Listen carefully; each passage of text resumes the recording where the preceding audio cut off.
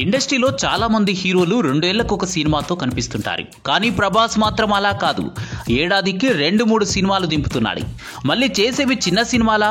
కాదు, అన్ని భారీ బడ్జెట్ సినిమాలే. ప్రస్తుతం డార్లింగ్ చేతిలో 2-3 సినిమాలున్నాయి. అందులో ఫౌజీ ఒకటి. ఫౌజీ అంటే తెలుగులో సైనికుడు అనే అర్థం. ఈ సినిమా కథ 1945 నాటి స్వాతంత్ర సమరం నేపథ్యంలో సాగుతుంది. ప్రభాస్ ఇందులో ఆర్మీ ఆఫీసర్ పాత్రలో కనిపించనున్నారు. ఈ సినిమాను హను రాఘవపూడి పీరియాడిక్ కాన్సెప్ట్ తో తెరకెక్కిస్తున్నాడట.